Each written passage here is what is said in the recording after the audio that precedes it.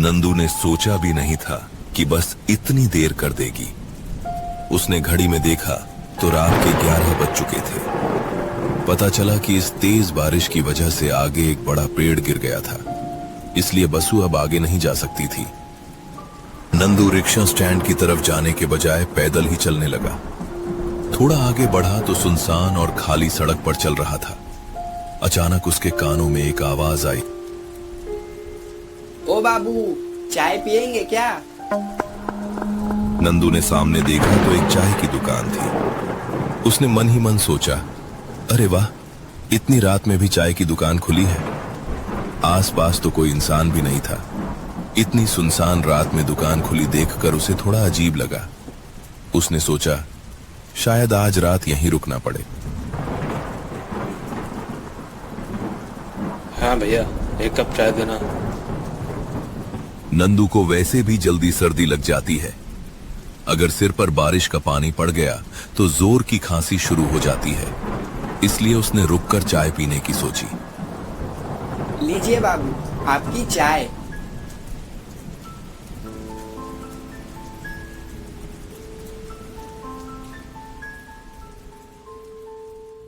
चाय तो सच में बहुत बढ़िया बनी है। लेकिन चाय वाले ने कोई जवाब नहीं दिया, बस हल्की सी मुस्कान दी और फिर बोला, तो बाबू, इस तूफानी बारिश की रात में आप कहाँ जा रहे हैं?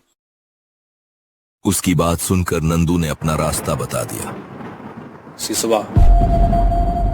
क्या बोल रहे हैं? ये तो काफी दूर है। अच्छा भाई साहब, सिसवा जाने के लिए कोई छोटा रास्ता नहीं है क्या? नंदू की बात सुनते ही दुकानदार के चेहरे पर फिर वही अजीब सी मुस्कान आ गई, जैसे वो नंदू के मुंह से यही जवाब सुनने का इंतजार कर रहा हो। हाँ बाबू, है कुटी घाट। लेकिन वो किस तरफ है? मुझे तो रास्ता भी नहीं पता है, वहां कैसे पहुंचूंगा? अरे बाबू, चिंता मत कीजिए, इस सामने वाली पगडंडी से आप सीधे चले जाइए। थोड़ी दूर पर आपको कुटी घाट दिख जाएगा। वहाँ एक आदमी नाव लेकर बैठा होगा। आप उसकी नाव में बैठ जाना, वह आपको नदी पार कर दूसरी तरफ पहुँचा देगा।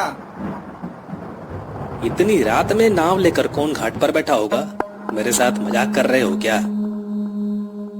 अरे बाबू, वह हर रात वहीं रहता है। आप जाइए, खुद ही देख लीजिए। वहाँ एक काका बैठा होगा। इतनी रात में वह अकेले नाव चलाता है।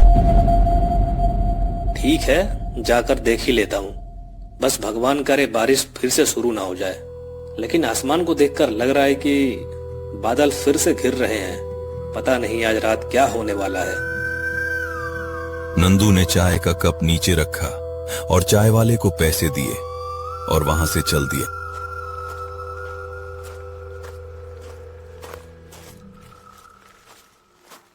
बहुत देर तक चलते चलते वो तालाब के किनारे पहुंच गया। सामने एक घाट दिखाई दिया। घाट के ठीक सामने एक नाव बंधी हुई थी। नंदू ने जोर से आवाज लगाई, ओ माजी भाई, क्या सिसवा चलेंगे? हाँ बाबू, नाव पर आ जाइए। नंदू को ऐसा लगा जैसे वो आदमी कब से उसी ही इंतजार कर रहा था। नंदू बिना समय गवाए नाव में बैठ गया।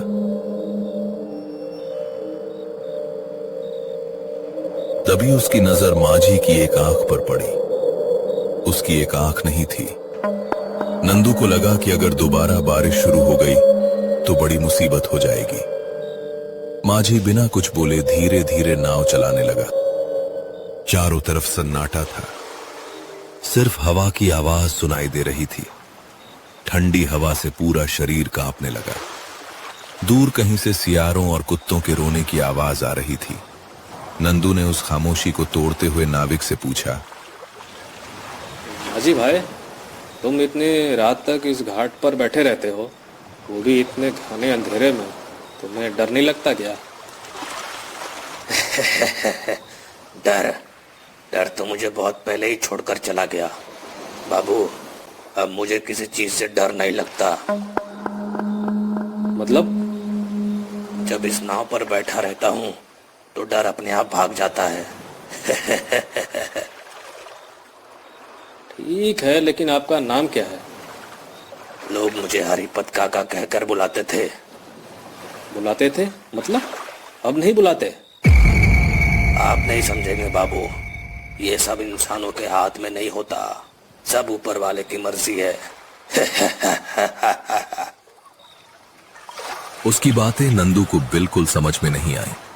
नंदू ने मन ही मन सोचा, लगता है इसके दिमाग में थोड़ा सा पेंच ढीला है।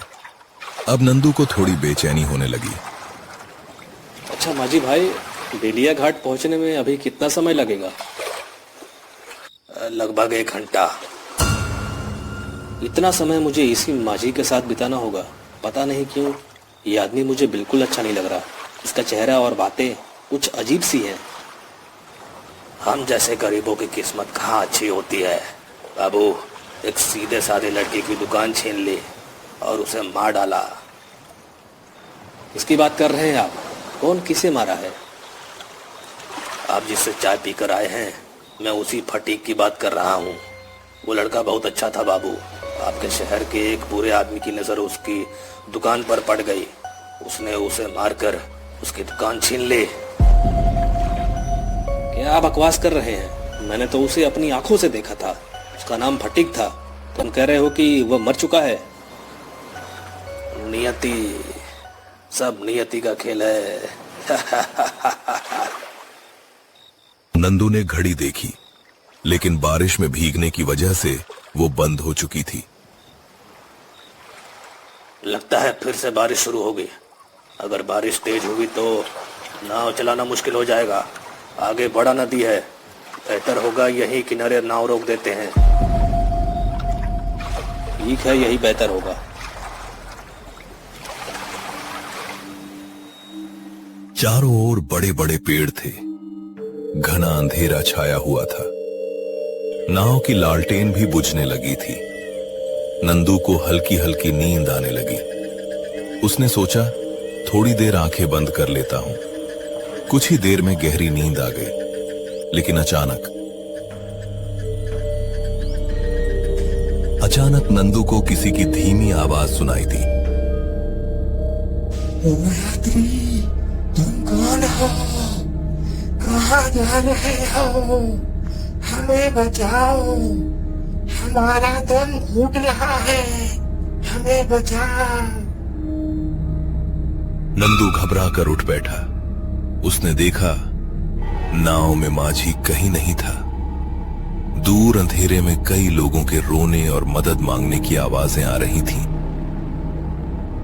हमारे पास आओ, हमें बचाओ, पानी में उतर आओ। ध्यान से सुनने पर लगा कि घने पेड़ों के बीच से कई लोगों की आवाज आ रही है। वे बार बार पुकार रहे थे, ओ यात्री, तुम कौन हो? कहाँ जा रहे हो? हमें बचाओ, हमें यहाँ से निकालो। कौन हो तुम लोग? और मैं तुम्हें कैसे बचाऊं? तुम तो दिखाई भी नहीं दे रहे हो। ये बोलते ही पानी के ऊपर कुछ परछाइयां प्रकट हो गईं।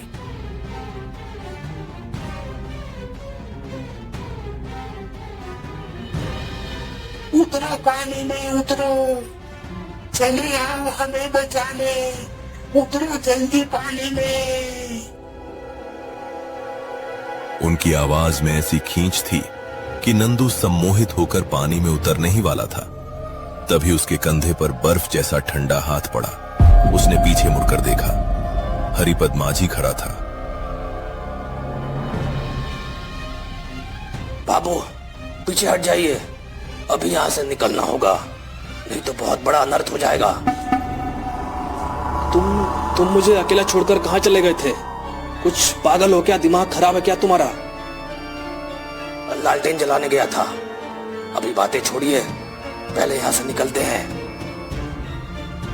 उसने पीछे देखा तो वे सभी परछाइयां उनकी तरफ बढ़ रही थी। मत जाओ रे, मत जाओ, बचा लो हमें, मत जाओ हमें अकेले छोड़कर, मत जाओ।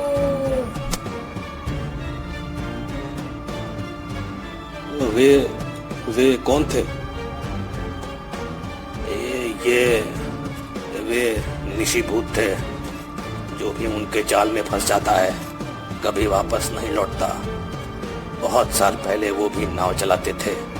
तूफानी रात उनकी नाव इसी जंगल वाले नाले में डूब गई थी। तब से उनकी आत्माएं भटकती है। जो भी उनकी पुकार सुनकर उनके पास चला जाता है वह कभी वापस नहीं लौटता। लेकिन हम कैसे बच गए? सब ऊपर वाले की मर्जी है। और इतनी घनी अंधेरे रात में लालटेन जलाने कहाँ गए थे? रहने दीजिए बाबू, कुछ बातें जानना अच्छा नहीं होता। जानते हैं बाबू, मैं भी पहले इसी नदी में नाव चलाया करता था, लेकिन एक दिन भयंकर तूफान आया। नदी के बीचों बीच पानी का फावर उठा। उस फावर में जो एक बार फंस जाए वह कभी नहीं बचता, और मैं भी नहीं बच पाया। फिर तुम कैसे बच गए? बच गया? उस भंवर से कोई नहीं बचता बाबू। उसने मुझे भी नहीं छोड़ा।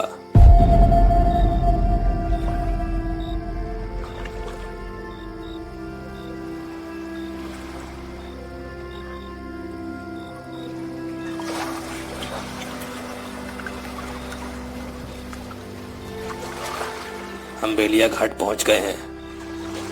अब आप उतर जाइए।